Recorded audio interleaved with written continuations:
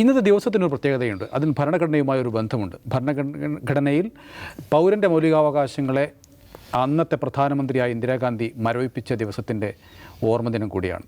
ഇന്ന് 50 ആണ്ട് പൂർത്തിയാവുകയാണ് അടിയന്തരാവസ്ഥയ്ക്ക്. അജിംസ, ഇപ്പോൾ നമ്മൾ അടിയന്തരാവസ്ഥ ഓർക്കുമ്പോൾ, അതായത് ഒഫീഷ്യൽ അടിയന്തരാവസ്ഥ പ്രഖ്യാപിച്ചിട്ട് 50 ആണ്ട് കഴിഞ്ഞു. അതിനിടയ്ക്ക് പല അടിയന്തരാവസ്ഥകളും പ്രഖ്യാപിക്കാതെ നടന്നിട്ടുണ്ടെന്ന് നമുക്ക് തോന്നിയിട്ടുണ്ട് പലപ്പോഴും ഭരണകൂടത്തെ വീക്ഷിക്കുമ്പോൾ.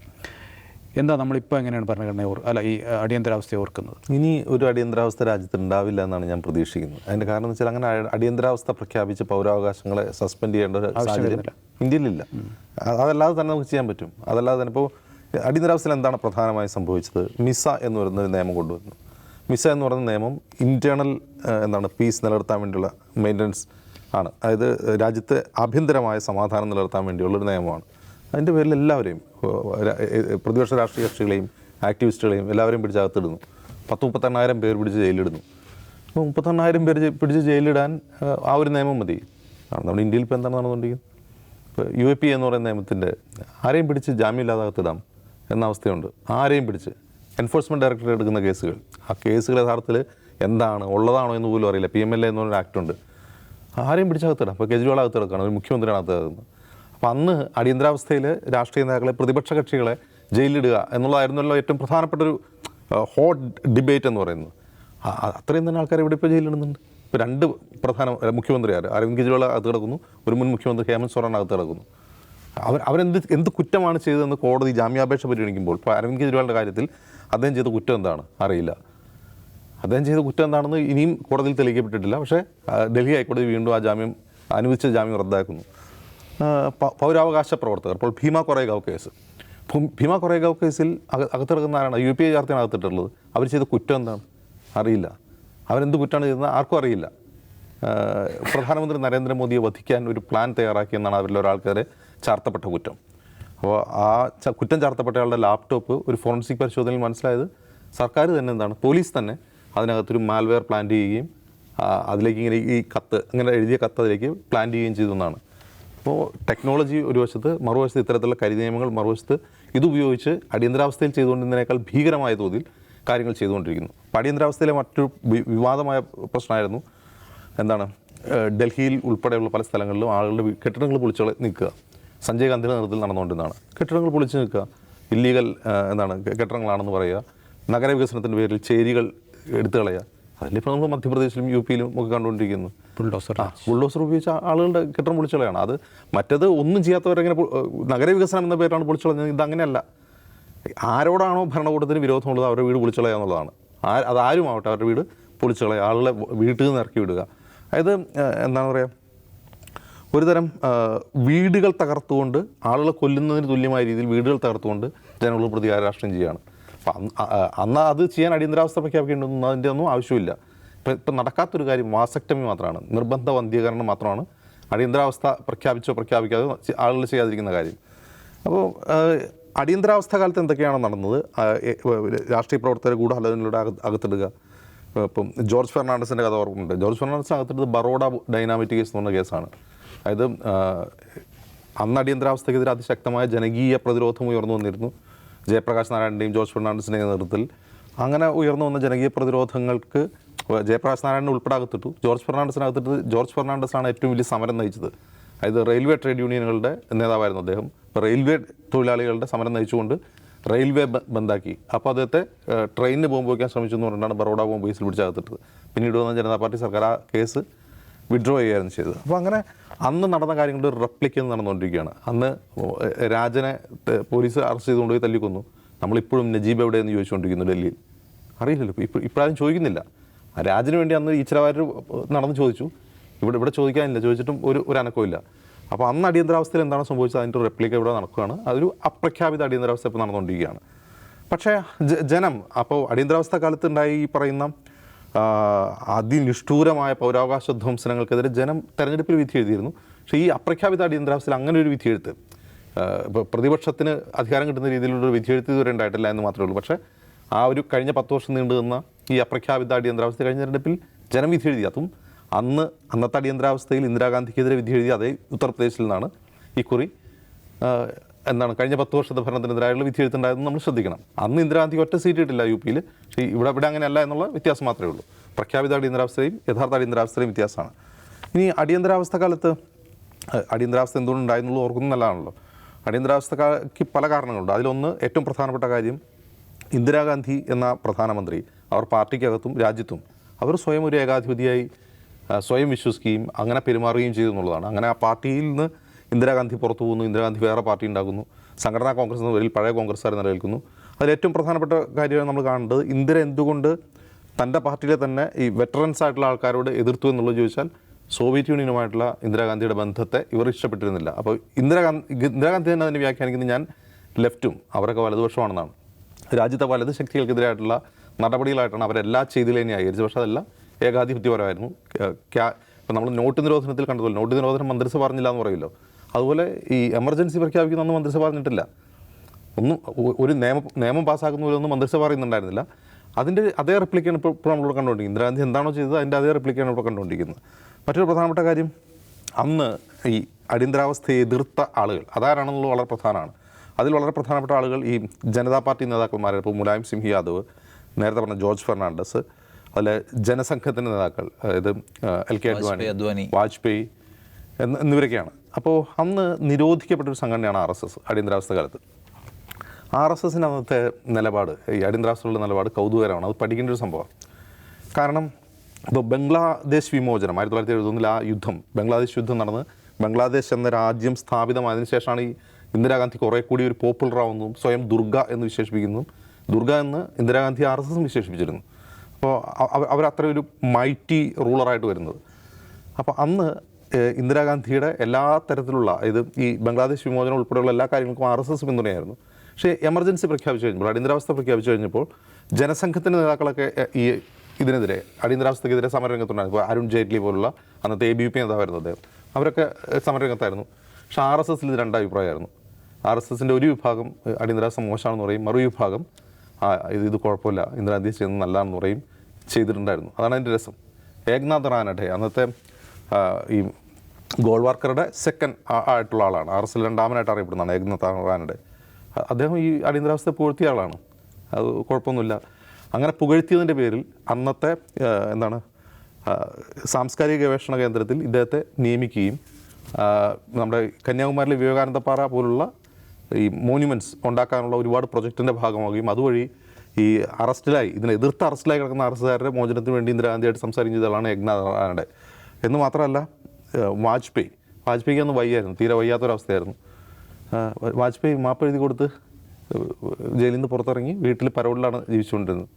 അതായത് ഒരുപാട് RSSകാർ എന്ത് ചെയ്തിട്ടുണ്ട്, ഇന്ദിരാഗാന്ധിയോട് മാപ്പ് പറഞ്ഞ് പുറത്തിറങ്ങി. അത് ഇന്ദിരാഗാന്ധി RSS തമ്മിൽ അന്ന് ഇങ്ങനൊരു ബന്ധം ഉണ്ടായിരുന്നു എന്ന് കാണിക്കാൻ വേണ്ടിയാണ് പറയുന്നത്. പിന്നീട് മറ്റ് സംഭവവികാസങ്ങൾ ഉണ്ടായി. ഇപ്പോൾ ജനസംഘം പിരിച്ചുവിട്ട് ജനതാ പാർട്ടിയിൽ ലയിക്കുകയും ആ ജനതാ പാർട്ടി വലിയ ഭൂരിപക്ഷത്തിൽ അധികാരത്തിൽ വരികയും സഞ്ജയ് ഗാന്ധി ഉൾപ്പെടെയുള്ളവർ തോക്കുകയും ചെയ്ത് 1977 ഇലക്ഷൻ ഉണ്ടായി.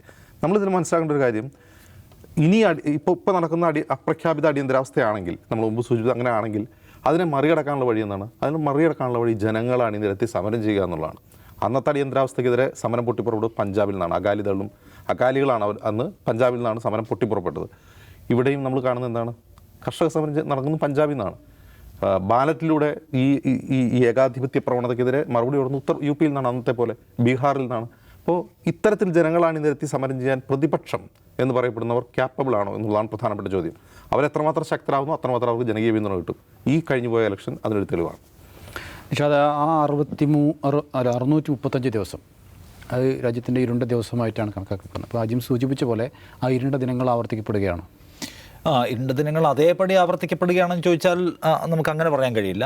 ഇപ്പോൾ ഇന്ത്യയുടെ ചരിത്രത്തിലെ ഏറ്റവും ഭീതിതമായ 21 മാസങ്ങളെന്ന് വിളിക്കാൻ കഴിയുന്ന ഒന്ന് ഇന്ദിരാഗാന്ധി പ്രഖ്യാപിച്ചിട്ടുള്ള അടിയന്തരാവസ്ഥയാണ്. അപ്പോൾ ജനാധിപത്യ മൂല്യങ്ങളെക്കുറിച്ച്, ഭരണഘടനയുടെ സാരാംശത്തെക്കുറിച്ചൊക്കെ കോൺഗ്രസ്സുകാർ പറയുമ്പോൾ അവർക്കൊരു നിലയ്ക്കും ന്യായീകരിക്കാൻ കഴിയാത്തതും അവരുടെ മേൽ ചാർത്തപ്പെട്ട ഒരിക്കലും മാഞ്ഞുപോകാത്തതുമായ കളങ്കമാണ് നമ്മുടെ ഈ അടിയന്തരാവസ്ഥ എന്ന് പറയുന്ന ചരിത്രം. അത് ഇന്ത്യയോട് അവരല്ലാത്ത മറ്റാരും ചെയ്തിട്ടില്ലാത്ത ഒന്നാണ്. അപ്പോൾ അതവിടെ വെച്ചുകൊണ്ട് മാത്രമേ അവർക്ക് ജനാധിപത്യ അവകാശത്തെക്കുറിച്ച് സംസാരിക്കാൻ കഴിയൂ. അല്ലെങ്കിൽ ആ പാപക്കറയിൽ മാപ്പ് പറയാതെ ഓൾറെഡി ഇപ്പോൾ രാഹുൽ ഗാന്ധി അടക്കമുള്ള ആളുകൾ ഈ അടിയന്തരാവസ്ഥ കാലത്തോടുള്ള വിയോജിപ്പ് നേരിട്ടുമല്ലാതെയും രേഖപ്പെടുത്തിയിട്ടുണ്ട്.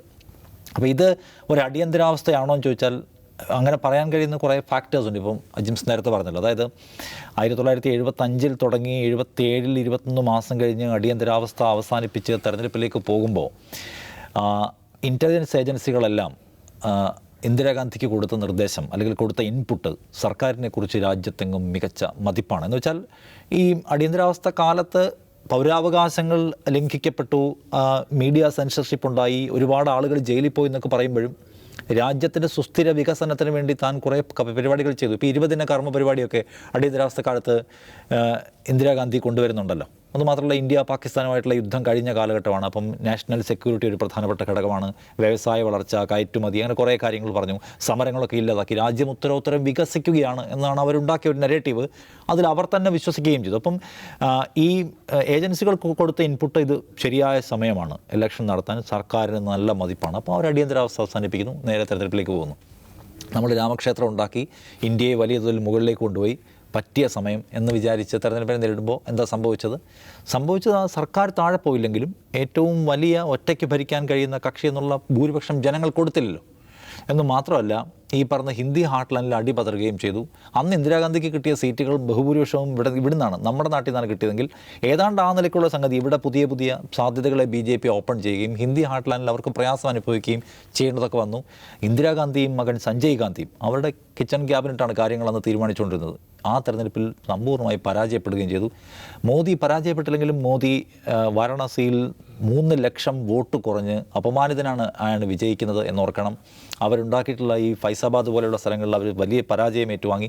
അപ്പോൾ അന്നത്തെ 1977 ഈ 21 മാസത്തെ ഇത് പൂർത്തിയായതിനു ശേഷം നടത്തിയ ഇലക്ഷനിൽ എങ്ങനെയാണോ കോൺഗ്രസ് പരാജയപ്പെട്ടത്, അതിൻ്റെ ഒരു ലൈറ്റ് റിപ്ലിക്ക ഇവിടെ കാണാൻ പറ്റും. അപ്പോൾ ജനങ്ങൾ പൗരാവകാശത്തിന് ഒപ്പം ഒരു ജനാധിപത്യ ക്രമത്തിന് ഭരണഘടനാ മൂല്യങ്ങളൊക്കെ എന്തുമാത്രം വാല്യൂ ചെയ്യുന്നുണ്ടെന്നതിൻ്റെ ഒരു ടെസ്റ്റ് ഡോസായിട്ട്, ഒരു ലിറ്റ്മസ് ടെസ്റ്റായിട്ട് വേണമെങ്കിൽ ഈ തെരഞ്ഞെടുപ്പിലെ ഫലത്തെ എടുക്കാൻ കഴിയുന്നതാണ്. അപ്പോൾ അന്നത്തെ തെരഞ്ഞെടുപ്പിലേക്ക് അവർ പോകാൻ പല കാരണങ്ങൾ ചൂണ്ടിക്കാണിക്കപ്പെടുന്നു. ഒന്ന്, ഇന്ദിരാഗാന്ധിയെ ട്രാപ്പ് ചെയ്യാൻ വേണ്ടി ഇൻ്റലിജൻസ് ഏജൻസികൾ തന്നെ മനഃപൂർവ്വമായി ഇത്തരം റോങ് ഇൻപുട്സ് കൊടുത്താണെന്ന് പറയുന്നു. അന്നത്തെ മനേക് ഷാ ഫീൽഡ് മാർഷൽ, ഞങ്ങൾ അധികാരം പിടിക്കാൻ പോവുകയാണ്, നിങ്ങൾ ഇലക്ഷനിലേക്ക് പോയിട്ടില്ലെങ്കിൽ അവരെ ഭീഷണിപ്പെടുത്തുന്നൊക്കെയുള്ള കഥകളൊക്കെ ഉണ്ട്. പക്ഷേ എന്നാലും അവരുടെ ഓവർ കോൺഫിഡൻസ് ആയിരുന്നു എന്നത് പൊതുവെ കാണാൻ കഴിയുന്ന ഒരു കാര്യമാണ്. അപ്പോൾ അതിൻ്റെ ഒരു തുടർച്ച ഇവിടെ എടുക്കാൻ പറ്റും. അപ്പം നേരത്തെ അജിംസ് പറഞ്ഞ പോലെ ഇനിയൊരു അടിയന്തരാവസ്ഥ ഈ ഭരണഘടനയുടെ സാധ്യതകളെ ഉപയോഗിച്ചുകൊണ്ട് പ്രഖ്യാപിക്കാൻ ഒരിക്കലും സംഘപരിവാരം തയ്യാറാവില്ല. കാരണം അടിയന്തരാവസ്ഥ നിങ്ങൾ നടപ്പിലാക്കിയില്ലേ, നിങ്ങൾ ഈ രാജ്യത്തെ അവകാശങ്ങളെ കുട്ടിച്ചോറാക്കിയില്ലേ, നിങ്ങൾക്ക് ഭരണഘടനയെക്കുറിച്ച് പറയാൻ എന്ത് അവകാശമെന്ന് അവസരം കിട്ടുമ്പോഴൊക്കെ ചോദിക്കുകയും അതൊരു പൊളിറ്റിക്കൽ സ്ട്രാറ്റജി ആക്കി കൊണ്ടു നടക്കുകയും ചെയ്യുന്നവരാണ് സംഘപരിവാരം, മോദിയൊക്കെ. അതുകൊണ്ട് തന്നെ അവരൊരിക്കലും അത് പ്രഖ്യാപിക്കാൻ പോകുന്നില്ല. പ്രഖ്യാപിക്കാതെ അതെങ്ങനെ നടപ്പിലാക്കാം എന്നതിനാണ് അവരിപ്പോൾ പയറ്റിക്കൊണ്ടിരുന്ന കാര്യം. ഇപ്പം നേരത്തെ പറഞ്ഞ പോലെ ഇപ്പോൾ UAPA കേസെടുക്കാം. 24,000-25,000 മറ്റോ UAPA കേസുകൾ ഇതുവരെ കഴിഞ്ഞ ഒരു 2016 മുതൽ 2020 വരെയുള്ള കാലത്ത് ഇന്ത്യയിൽ എടുത്തിട്ടുണ്ട്. അപ്പോൾ അതിൽ എത്ര ആളുകൾ ശിക്ഷിക്കപ്പെട്ടു നോക്കിയാൽ 1% ആളുകൾ പോലും, 1% ആളുകൾ UAPA കേസിൽ ശിക്ഷിക്കപ്പെട്ടിട്ടുണ്ട് മാക്സിമം പോയാൽ. ബാക്കിയുള്ള ആളുകൾ ഇപ്പോഴും വിചാരണ കാത്ത് കഴിയുകയോ അല്ലെങ്കിൽ കുറ്റവിമുക്തരാക്കപ്പെടുകയോ ചെയ്തു. അപ്പോൾ UAPA എന്തിനാണ് ഉപയോഗിക്കുന്നത്? ആളുകളെ വേട്ടയാടാൻ, പ്രതികാരം നിർവഹിക്കാൻ UAPA കേസുകൾ ഉപയോഗിക്കുകയാണ്. ഇന്ത്യയിലെ മൊത്തം ജയിലിൽ കിടക്കുന്ന ആളുകളുടെ കണക്കെടുത്ത് പരിശോധിക്കും അതിൽ 75% ആളുകളും കുറ്റം തെളിയിക്കപ്പെടാതെ വിചാരണ തടവുകാരായി ജയിലിൽ കിടക്കുന്നവരാണ്. ഇപ്പോൾ ഒമർ ഖാലിദിൻ്റെ കാര്യം എടുക്കാം. ഒമർ ഖാലിദ് ജയിലിൽ കിടക്കുന്ന അയാൾക്കെതിരായിട്ടുള്ള എന്തെങ്കിലും തെളിവ് കൊണ്ടുവരാൻ കഴിയുന്നുണ്ടോ? ഇപ്പോൾ ഡൽഹി മുഖ്യമന്ത്രി ജയിലിൽ കിടക്കുന്നു, അയാൾക്കെതിരെ സോളിഡായിട്ടുള്ള ഒരു തെളിവും കൊണ്ടുവരാൻ പറ്റില്ല. സുപ്രീം കോടതിയുടെ നിരീക്ഷണത്തിൽ തന്നെ ഉണ്ട് സോളിഡായ തെളിവുകൾ കൊണ്ടുവരാൻ നിങ്ങൾക്ക് കഴിഞ്ഞോ എന്ന ചോദ്യം അവിടെയുണ്ട്. പക്ഷേ ഈ പറയുന്ന കള്ളപ്പണം വെളുപ്പിക്കൽ നിയമം എന്ന് പറയുന്ന ഗുരുതരമായ പല്ലും നഖമുള്ള നിയമപ്രകാരം ജാമ്യം കിട്ടാൻ പ്രയാസമാണ്. അതുകൊണ്ട് അയാൾ ജയിലിൽ തന്നെ കിടക്കുന്നു. അപ്പോൾ എങ്ങനെയാണ് ഇതിനെ പ്രയോജനപ്പെടുത്തേണ്ടത്? നേരത്തെ പറഞ്ഞ പോലെ ചേരികൾ നശിപ്പിക്കുക. അന്നത്തെ ചേരികൾ നശിപ്പിക്കൽ നഗര സൗന്ദര്യത്തിൻ്റെ ഭാഗം സഞ്ജയ് ഗാന്ധിയുടെ പ്ലാനായിരുന്നു. മൊത്തം സൗന്ദര്യവൽക്കരണത്തിൻ്റെ ഭാഗമായി പാവപ്പെട്ടവരെ മൊത്തം ഒഴിവാക്കിക്കൊണ്ട് സൗന്ദര്യം ഉണ്ടാക്കുക. മോദി എന്താ ചെയ്യുന്നത്? ഡൊണാൾഡ് ട്രംപ് വരുമ്പോൾ അഹമ്മദാബാദിലെ സ്റ്റേഡിയത്തിലേക്ക് പോകുമ്പോൾ പാവപ്പെട്ടവരെ മുഴുവൻ തുണി വെച്ച് മറച്ചു വെക്കുന്നു, അല്ലെങ്കിൽ ചേരികൾ മൊത്തം ഇടിച്ചു കളയുന്നു. ഡൽഹിയിലും മധ്യപ്രദേശിലും ഉത്തർപ്രദേശിലും നമ്മൾ കാണുന്നത് ചേരികൾ നശിപ്പിക്കുന്നതാണ്. സെയിം തിങ് ഇവിടെ റിപ്പീറ്റ് ചെയ്യുന്നത് നമ്മൾ കണ്ടുകൊണ്ടിരിക്കുന്നു. അപ്പോൾ പൗരാവകാശ പ്രവർത്തകരെ പിടിച്ച് ജയിലിലിടുക, രാഷ്ട്രീയക്കാരെ ജയിലിലിടുക. ഇവിടെ എത്രയോ അക്കാഡമിഷ്യന്മാർ, ജേർണലിസ്റ്റുകൾ, അധ്യാപകർ ജയിലിൽ കിടക്കുന്നു. ദ സെയിം തിങ് ഈ മാധ്യമങ്ങളെ സെൻസർ ചെയ്യുക. ഒപ്പം തന്നെ മാധ്യമങ്ങളെ സ്വന്തം പ്രൊപ്പഗൻഡയ്ക്ക് വേണ്ടി ഉപയോഗിക്കുക. ദൂരദർശനെ ഉപയോഗിക്കുക. ദൂരദർശനെ എങ്ങനെയാണോ സർക്കാരിൻ്റെ മിഷനറി എന്ന പോലെ സർക്കാരിൻ്റെ രാഷ്ട്രീയ പ്രചരണത്തിന് ഉപയോഗിക്കുക, അന്നത്തെ ഒരു പ്രധാനപ്പെട്ട സംഗതിയായിരുന്നു. സെയിം നമ്മളിപ്പോൾ കാണുന്നുണ്ട്. ദൂരദർശൻ എങ്ങനെയാണ്, ദൂരദർശൻ്റെ ലോഗോയുടെ കളർ മാറി. ദൂരദർശൻ ഇപ്പോൾ RSSൻ്റെ ചീഫിൻ്റെ പ്രഭാഷണം ലൈവ് കൊടുക്കാൻ തുടങ്ങിയിരിക്കുന്നു. ദൂരദർശൻ രാമക്ഷേത്രത്തിലെ ആരതി എല്ലാ ദിവസവും രാവിലെ ലൈവ് കൊടുക്കാൻ തുടങ്ങിയിരിക്കുന്നു. അപ്പോൾ എങ്ങനെയാണ് സർക്കാരിൻ്റെ ഒരു പ്രചാരണ സംവിധാനമായി ദൂരദർശൻ അടക്കമുള്ളവയെ മാറ്റുക, ടോട്ടൽ മീഡിയ അതിന് പ്രയോജനപ്പെടുത്തുക, സെയിം കാര്യങ്ങളുടെ റിപ്ലിക്ക നമുക്ക് ഇപ്പോഴും ഇവിടെ കാണാൻ കഴിയും. അതുകൊണ്ട് നമ്മൾ അടിയന്തരാവസ്ഥ പ്രഖ്യാപിച്ചിട്ടില്ല, കോൺഗ്രസ് ആണെന്ന് ഈ രാജ്യത്തോട് ചെയ്ത് ദ്രോഹമെന്ന് മോദി പ്രസംഗിക്കുമ്പോൾ അടിയന്തരാവസ്ഥ കാലത്ത് എന്തൊക്കെയാണോ പൗരന് നഷ്ടപ്പെട്ട അവകാശങ്ങൾ, എന്തൊക്കെയാണോ ഇവിടെ നഷ്ടപ്പെട്ട ബ്രീത്തിങ് സ്പേസ്, ആ സംഗതി ഇപ്പോഴും ഇവിടെ ഇല്ല എന്ന പ്രശ്നമുണ്ട്. ജനങ്ങളത് മനസ്സിലാക്കുകയും ഇപ്പോൾ ധ്രുവറാട്ടിയൊക്കെ ചെയ്യുന്നത് എന്താണ്? ധ്രുവറാട്ടിയുടെ ഏറ്റവും കൂടുതൽ സ്വീകരിക്കപ്പെട്ട വീഡിയോ ഇതൊരു ഡിക്റ്റേറ്ററിന് കീഴിലാവാൻ പോവാണ് ഈ രാജ്യം എന്നുള്ളതാണ്. ആളുകൾ നമുക്ക് തോന്നുമ്പോൾ അത് ഭയങ്കര അക്കാഡമിക് സബ്ജക്റ്റായി തോന്നും. ഡിക്റ്റേറ്റർ, ഏകാധിപതി, ജനാധിപത്യ മൂല്യങ്ങൾ നഷ്ടപ്പെടും എന്നൊക്കെ ഉള്ളത്. പക്ഷേ ആളുകൾ അതിനെ സീരിയസ് ആയി എടുത്തു. ഇതൊരു ജനാധിപത്യ രാജ്യമാണെന്നും ഇതെല്ലാവർക്കും ഉള്ളതാണെന്നുള്ള ബോധ്യം മനുഷ്യന്മാരുടെ ഉള്ളിലുണ്ട്. ഇന്ദിരാഗാന്ധിയോട് അത് പറഞ്ഞ ആളുകളാണ്. നരേന്ദ്രമോദിയോട് അവർ പറഞ്ഞു തുടങ്ങിയിട്ടുണ്ട്. അതുകൊണ്ട് ഒരുപക്ഷെ ഇനി ഇതിന് മേലെ പോകാനാണ് ഒരു ഭാവമെങ്കിൽ ആ ചോദ്യം ചോദിക്കാൻ ഇവിടെ നമ്മുടെ ജനത ജീവിച്ചിരിപ്പുണ്ട് എന്ന നമ്മുടെ ഓർമ്മപ്പെടുത്തൽ കൂടിയാണ് ഈ 50 വർഷം പൂർത്തിയാകുമ്പോൾ നമുക്ക് ഉണ്ടാവേണ്ടതെന്ന് തോന്നുന്നു. യെസ്.